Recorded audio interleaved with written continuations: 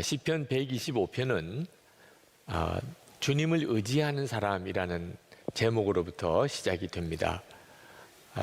하나님을 믿는 사람은 당연히 하나님을 의지하는 사람이죠. 그 말은 이제는 여러 가지 시험이나 유혹이 와도 더 이상 흔들리지 않는다. 더 이상 비틀거리지 않게 되었다. 그런 뜻입니다.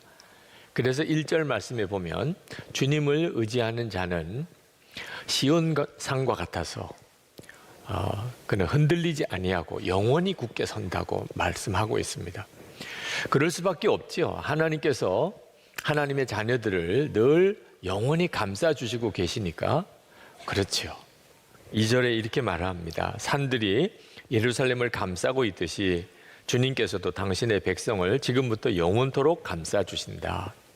여러분, 지팡이만 의지해서 서도 자세가 바로 나온다면 천지를 지으신 하나님을 의지하면 흔들릴 리가 없죠. 그런데 여기에 우리 고민이 있습니다. 우리는 하나님을 정말 믿고 하나님을 의지하고 그리고 하나님이 나를 영원히 감싸주신다는 것도 믿는데 우리가 실제로 살아가는 삶 속에서 세상에서 우리 믿음이 흔들리고 우리의 삶이 비틀거리는 것도 또한 현실이기 때문에 여기에 우리의 고민이 있는 겁니다. 우리 지방 목사님들하고 터키, 그리스 성지순례를 갔었을 때입니다.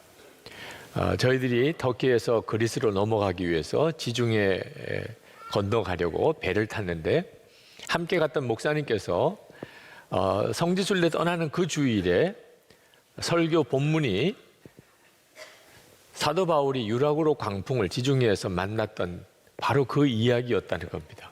그러면서 설교를 하시기를 하나님의 사람들은 어떤 광풍을 만나도 기도와 말씀으로 얼마든지 이길 수 있고 그러므로 두려워하지 말라.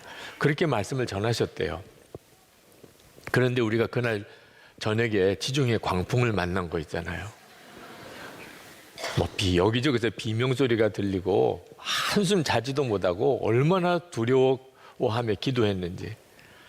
아침에 이제 그리스에 도착을 해서 그 목사님이 회개한 거 있잖아요. 내가 너무 모르고 설교했었다. 실제로 배에서 광풍을 만나보니 얼마나 두려운지 교회에 돌아가면 교인들 앞에 회개할 거라고 그렇게 이야기를 하시더라고요. 여러분이 정말 하나님을 믿고 하나님을 의지하는 자인지, 그래서 시온산처럼 흔들리지 아니하고 영원히 서 있는 자인지는 광풍을 만나봐야 압니다.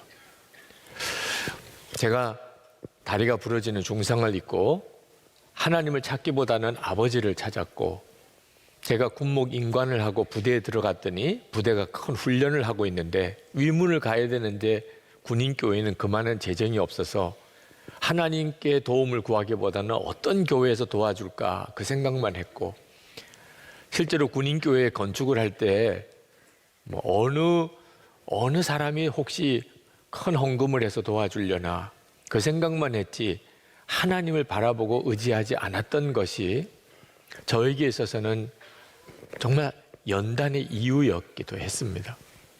내가 진짜 하나님을 믿는 목사인가 하는 것을 철저하게 하나님이 저를 다루시고 또 점검하셨습니다. 우리 모두의 문제입니다. 우리가 하나님을 믿고 사는데 이제는 흔들리지 않는 자가 되었나? 여러분, 이 일을 작게 생각하면 안 됩니다. 우리가 하나님을 믿고 그리고 하나님이 우리를 영원히 감싸 주시지만 우리가 세상에서 살아가는 동안에 계속 비틀리는 일, 또 흔들리는 일이 생기는 이유는 마귀가 성도라도 교회라도 어떻든지 흔들리게 만들고 비틀거리게 해서 무너뜨리려고 하고 있기 때문에 그렇습니다. 마귀는 아주 교묘하게 틈만 보이면 우리의 마음에 그리고 교회에 들어와서 자기 세력을 확보하고 권세를 가지려고 합니다. 그래서 우리가 무슨 일이 있어도 마귀가 우리의 마음과 교회 공동체 안에 세력을 갖도록 권세를 갖도록 허락하면 안 되는 것입니다. 3절 말씀에 이렇게 시편 기자가 썼습니다.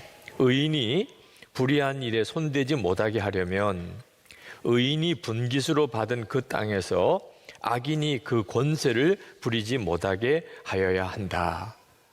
만약에 악한 자가 권세를 가지게 되면 성도의 공동체 안에, 성도의 마음 안에, 그러면 어떤 일이 벌어질까요? 하나님을 정말 믿어야 되냐 하는 믿음이 여지없이 흔들리게 됩니다. 끝까지 하나님의 말씀을 붙잡고 인내할 힘을 다 잃어버리게 됩니다. 결국은 악한 자를 다 따라가게 되어버리고 말 것입니다. 그러므로 우리가 무슨 일이 있어도 악한 자가 우리 교회 공동체 안에서 권세를 갖게 해서는 안 됩니다. 지금 한국 교회가 겪고 있는 위기가 바로 그 문제 때문에 온 겁니다. 정신을 똑바로 차려야 합니다. 그런데 교회가 문제가 될 것뿐만 아니고 우리들의 마음이 먼저 중요합니다. 악한 자가 내 속에서는 권세를 가지고 있지는 않은가? 여러분, 악한 자가 우리 속에서 어떻게 권세를 가질 수 있을까요? 악한 자가 우리에게 강제로 밀고 들어와서 우리를 지배하는 걸까요? 예수를 믿고 나면 결코 그런 일이 일어날 수가 없습니다. 우리는 이미 하나님의 생명싸개 아래 보호받는 자고 하나님께서 우리를 지키시는 자입니다. 그런데 어떻게 악한 자가 성도의 마음과 교회 공동체 안에 권세를 가질 수 있을까요? 우리가 허락했기 때문입니다. 우리는 더 이상 죄의 종로로 타는 자가 아닙니다. 우리의 옛사람은 이미 십자가에 예수님과 함께 죽었습니다. 우리는 이제 예수님의 생명으로 사는 자가 되었습니다. 그러나 우리의 육신의 죄성은 여전히 있습니다. 우리도 똑같이 욕심이 있고, 그리고 음란하고, 그리고 거짓되고, 그리고 이기적이고, 그리고 교만하고, 우리 속에 있는 이 죄성이 여전히 있습니다. 그 죄성의 종이 아닐 뿐이지 죄성이 없는 사람은 없습니다. 마귀가 그것을 건드리는 겁니다. 그때 우리가 마귀의 역사를 분별하지 못하고 마귀를 따라가게 되면, 그러면 마귀가 우리 안에 권세를 가지게 되는 거죠. 여러분, 가룟 유다가 예수님의 제자로 3년 동안 주님과 함께 살며 주의 말씀을 들으며 주님의 놀라운 이적들을 다 보았는데 결국은 그 은 30에 예수님을 팔아버리게 됩니다. 세상에 어떻게 이런 일이 일어날 수 있죠? 가룟 유다가 원래 그 피가 반역자의 피기 때문에 그렇습니까? 그렇지 않습니다. 가룟 유다는 예수님이 가리고 뽑은 12제자 중에 한 사람이에요. 가룟 유다는 똑똑한 사람이었고, 그리고 그 공동체의 재정을 맡았을 정도로 신임을 받았던 사람이에요. 그는 그런 제자였던 것입니다. 그런데 그가 그만 마귀가 넣어주는 생각을 분별하지 못하고, 그리고는 마귀의 종이 되어버린 거죠. 예수님께서 마지막 식사를 하실 때 아주 무거운 마음으로 제자들에게 너희들 중에 나를 팔 자가 있다, 청천벽력 같은 말씀을 하셨습니다. 그때 제자들이 너도 나도 주여 저니까, 주여 저니까 그렇게 물었는데, 가룟 유다도 주여 저니까 그렇게 물었던 사람입니다. 예수님께서 제자들에게 말씀하기를 내가 떡을 떼어서 포도주에 찍어 주는 그 자가 나를 팔 자다, 그렇게 말씀하시고는 떡을 떼어서 포도주에 적셔서 가룟 유다에게 주었습니다. 그때 가룟 유다가 그 떡을 받고, 그리고 마귀가 가룟 유다 속에 들어갔다고 그랬습니다. 자, 참 이상한 일이죠. 예수님께서 왜 가룟 유다에게 그렇게 공개적으로 떡을 떼어서 바로 내가 나를 팔 자야 이렇게 하셨을까요? 그것은 가룟 유다에게 마지막 기회를 주고 싶었던 것입니다. 예수님은 마귀가 가룟 유다의 마음에 예수를 팔려는 생각을 넣어주는 것을 아셨습니다. 가룟 유다가 그것을 떨쳐버리지 않고 그 생각을 품는 거예요. 예수를 팔까 말까 갈등하고 있는 것을 예수님이 아셨어요. 몇 번 경고하셨습니다. 가룟 유다가 빨리 마귀의 유혹에서 떨쳐버리고 주님을 붙잡기를. 이제 마지막 순간이 온 겁니다. 그래서 예수님께서 가룟 유다에게 마지막 사인을 준 거예요. 내가 다 알고 있다, 빨리 돌이켜. 그래서 떡을 가룟 유다에게 떼어 준 겁니다. 그런데 가룟 유다가 그걸 덥석 받아버린 거예요. 어떻게 받을 수가 있죠? 그 순간에 가룟유다가 주님이 다 알고 계시구나. 그러고는 주님 앞에 꼬꾸라져서 무릎을 꿇고 주여, 제가 품지 말아야 될 생각을 했었습니다. 제가 정말 가지지 말아야 될 그런 생각을 하고 있었습니다. 용서해 주십시오. 그렇게 해야 마땅한 일이잖아요. 그런데 그 떡을 받고 그리고는 끝난 거예요. 마귀가 완전히 가룟유다를 사로잡아 버리니 그 다음에는 본인이 제정신이 돌아올 때까지는 사실 더 이상 가룟유다 자신이 아니었던 거죠. 본래부터 가룟유다는 배신자가 아니었습니다. 그런데 마귀의 역사를 분별하지 못하고 붙잡으시는 주님의 손은 뿌리치고 마귀를 붙잡으니 결국 예수님을 은 30에 판 제자가 되어버린 겁니다. 지금도 가룟유다처럼 정말 붙잡아야 될 주님의 손은 붙잡지 않고 세상을 기웃거리고 그리고 악한 자가 심어주는 생각을 품고 그렇게 비틀거리고 흔들리며 사는 성도들이 너무나 많습니다.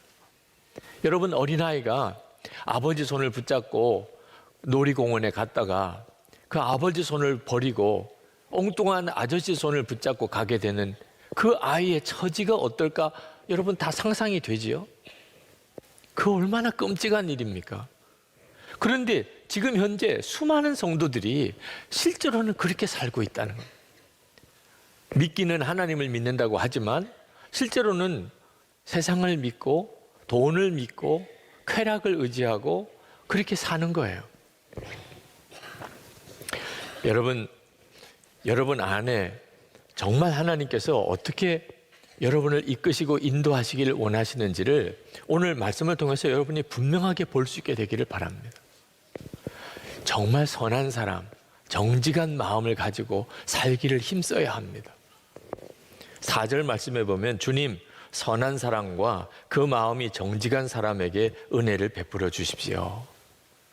선한 사람과 정직한 마음을 가진 사람에게 하나님의 은혜가 임합니다.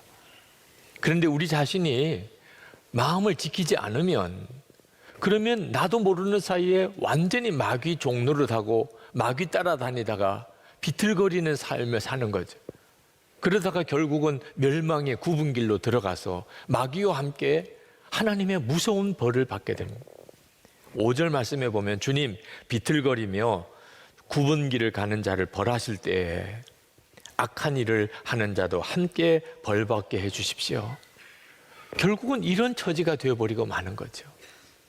러시아가 공산혁명이 일어나기 바로 그 당시에 러시아는 겉으로는 하나님을 정말 잘 믿는 나라 같았습니다. 거리 이름도 성경에서 따오고 음식 이름조차도 성경에서 따오고 무슨 물건 하나를 만들어도 성경 이름 따서 이름을 붙이고 그랬던 나라입니다. 그런데 공산혁명이 일어납니다. 125만 명의 러시아의 황족들과 귀족들과 장군들이 시베리아, 영하 40도 이하의 시베리아 벌판으로 쫓겨가게 됩니다. 근데 그때 그들이 뭘 가져갔는 줄 아십니까? 화차에, 수백 대의 화차에 황금 보석을 싣고 갔습니다. 그들은 시베리아 광야에서 다 죽었어요. 결국 그들이 진짜 믿은 게 뭡니까? 돈이라는 거예요. 돈이면 살 줄 알았고 다시 회복될 줄 알았던 거죠. 겉으로는 하나님을 믿는다고 하면서. 여러분, 이게 남의 일인 줄 아십니까? 우리가 하나님을 믿는다고 하면서도 실제로 우리는 돈 하고 사는 겁니다. 돈이 나를 살리는 줄로, 돈이 나에게 행복을 주는 줄로 여기고 그것 때문에 서로 그렇게 부부싸움하고 형제들끼리 싸우고 교인들끼리 그 문제 때문에 계속 죄짓고 이제는 우리가 정말 정신 차려야 합니다. 내가 도대체 뭘 붙잡고 있는 건지를 분명히 해야 합니다. 여러분, 무슨 일이 있어도 여러분의 마음에 악한 자가 권세를 갖게 하면 안 됩니다. 우리는 악한 자의 종 아닙니다. 죄의 종 아닙니다. 예수를 믿었다면 우리는 이미 죄의 종에서 완전히 벗어난 사람. 그래서 나는 죽고 예수로 사는 겁니다. 더 이상 죄의 종로로 타던 옛사람 나는 죽었고 죽었으니 우리가 어떻게 종입니까? 이제는 부활의 주님의 그 생명으로 사는 자가 된 거죠. 그러니 여러분, 유혹이 올 때 육신을 가지고 사니까 유혹이 옵니다. 욕심도 오고 음란의 유혹도 오고 거짓의 유혹도 오고 쾌락의 유혹도 오고 또는 핍박도 오고, 그래서 마음이 흔들리는 일이 일어날 때 여러분이 단호해야 합니다. 사탄아, 나는 너와 상관없어. 나는 너의 종 아니야. 예수님께서 내 왕이셔. 여러분이 분명하게 예수님의 이름으로 그 유혹을 대적하여 물리칠 수 있어야 합니다. 결국은 어디 순종하느냐에 따라서 그의 종이 되는 겁니다. 로마서 6장 16절에 너희 자신을 종으로 내주어 누구에게 순종하든지 그 순종함을 받는 자의 종이 되는 줄을 너희가 알지 못하느냐. 혹은 죄의 종으로 사망에 이르고 혹은 순종의 종으로 의에 이르느니라. 나는 그 사람 만나서 내가 이렇게 불행하게 되었어요. 내가 그 직업을 택했기 때문에 이렇게 불행하게 되었어요. 내가 결혼을 잘못해서 내가 불행하게 됐어요. 나라 때문에 내가 불행하게 되었어요. 예수를 믿는 성도는 그렇게 말하면 안 됩니다. 여러분이 결국은 누구를 붙잡았느냐에 따라 달라지는 거예요. 지금이라도 주님을 붙잡아야, 그러면 주님이 우리를 말씀 그대로 시온산처럼 흔들리지 아니하고 영원히 굳게 서는 자가 되게 만들어 주십니다. 여러분, 그러므로 우리에게 마음을 열고 지낼 공동체가 필요한 겁니다. 예수 동행 일기를 쓰시라고 그렇게 말씀을 드리는 이유, 내 마음을 계속 매일 점검하지 않으면 어느 순간에 나도 모르는 사이에 내가 마음을 마귀에게 활딱 뺏겨 버리고 살 수 있는 거예요. 그리고 그 일기를 서로 나누라고 할 때 그게 너무 힘들어 보이지만 마음을 완전히 마귀에게 사로잡힌 것 비교하면 아무것도 아니에요. 매일 예수 동행 일기를 서로 나누는 것이 좀 불편하기도 하고 그것이 신경 쓰이는 일일 수는 있지만 마귀의 종로로 단다고 생각해 보세요. 여러분, 우리가 악한 세상에 살지만 도처에 악한 자들이 많고 마귀가 우리 마음속에 계속해서 미혹에 들어오지만 우리 주님은 우리를 능히 지키실 수 있습니다. 우리 안에 오셨어요. 우리 안에 오셔서 우리를 지키시는 분이 주님이십니다. 그래서 2절 말씀에 이렇게 말씀한 겁니다. 산들이 예루살렘을 감싸고 있듯이 주님께서도 당신의 백성을 지금부터 영원토록 감싸주신다. 여러분이 이 말씀이 정말 성경의 말씀인 줄 믿으셔야 돼요. 우리 주님은, 내가 주님을 붙잡으면, 내가 계속 주님을 바라보면 주님이 나를 영원히 감싸주시고 지금부터 영원까지 나를 지키십니다. 제가 참 존경하는 우리 교회 장로님 중에 한 분이 고 이상춘 장로님이십니다. 그분은 교정 공무원으로 평생을 사셨습니다. 은퇴하시고 난 다음에도 그는 여전히 재소자들을 돕는 일을 하셨고, 그리고 기독교 교도소, 소망 교도소를 설립하는 일을 위해 그가 마지막 생명 다할 때까지 헌신하셨습니다. 그분의 삶이 너무 귀하고 그냥 잊혀지기는 너무 소중해서 책을 내드렸어요. 예수님의 마음을 품은 사람이라 그런 책을 내기도 했었습니다. 교회 서점에서 여러분들이 구하실 수도 있습니다. 간암 말기 진단을 받으셨어요. 의사들은 빨리 수술을 하자고 했는데 거절하셨습니다. 지금 소망교도소 설립이 막바지 단계에 들어가 있는데 내가 수술 받느라고 병원에 입원해 있으면 이 일을 누가 할 거냐. 살고 죽는 모든 것을 주님께 다 맡기고 나는 정말 기독교 교도소가 세워지기를 위하여 그는 정말 불꽃같이 헌신했습니다. 그리고 금방 돌아가실 거라는 의사 진단하고 상관없이 소망교도소가 설립될 때까지 그가 생명 연장을 받았습니다. 얼마나 얼굴이 밝으신지 간암 말기 환자라고 믿어지지 않을 정도였어요. 우스갯소리도 잘하시고 여유도 있고. 그는 사실 평생 죄 짓고 그리고 재판받고 그리고 수용시설에서 함께 있는 그들과 함께 지내신 분이에요. 우리 사회에서 가장 죄 문제로 인해서 어려움을 겪는 바로 그 현장에 계셨던 분입니다. 그것도 평생. 그런데 그분은 별명이 작은 예수였어요. 그분과 함께 같이 근무했던 분의 증언이 이 책 속에도 나옵니다. 사람이 없을 때에는 대통령도 욕한다는데 서로 속상하면 그 사람 보기 싫다, 야단치고 싶다 이런 얘기를 할 수도 있잖아요. 그런데 이상춘 장로께서는 한 번도 불평이나 불만을 말씀하는 걸 들어본 적이 없어요. 다른 사람을 탓하는 경우를 본 적이 없습니다.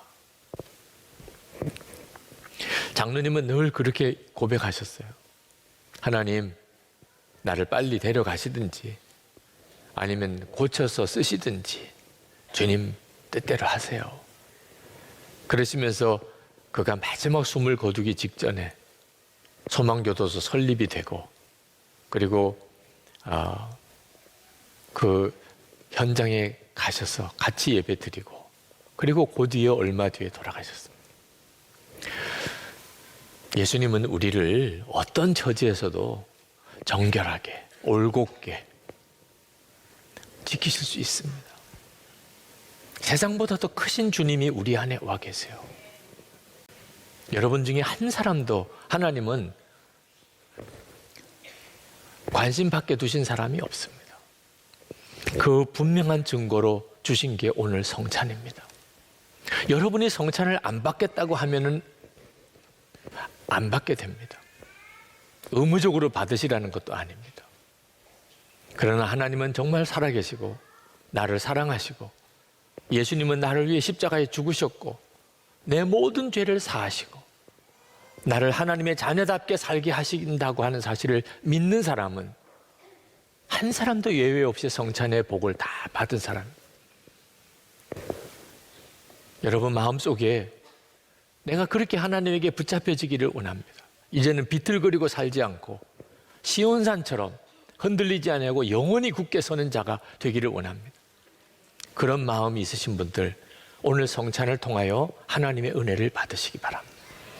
이제 성찬을 받겠는데 우리가 이렇게 기도했으면 좋겠습니다. 하나님, 제가 더 이상 비틀거리는 자로 살고 싶지 않습니다.